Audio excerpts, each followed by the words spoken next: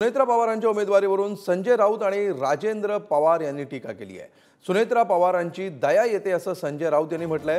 सुनेत्रा पवारांना बळीचा बकरा बनवलं असं देखील त्यांनी म्हटलेलं आहे। अजित पवारांनी घरातला उमेदवार द्यायला नको होता असं मत राजेंद्र पवार यांनी व्यक्त केलं।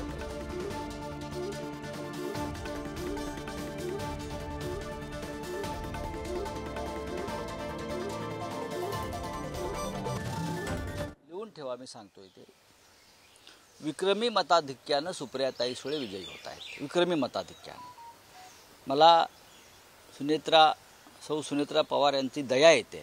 त्यांच्याविषयी मला वाईट वाटतं आहे की त्यांच्या पतिराजांनी त्यांना बळीचा बकरा करण्याचा प्रयत्न केला एका गृहिणीला।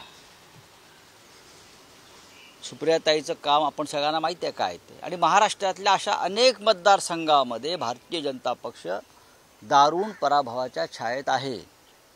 भारतीय जनता पक्षाचे अनेक विद्यमान खासदार हे तुम्हाला या वेळेला लोकसभेत दिसणार नाहीत। महाराष्ट्रातून म्हणतोय मी, हे चित्र स्पष्ट आहे आणि महाराष्ट्राच्या जनतेने ठरवलेलं आहे।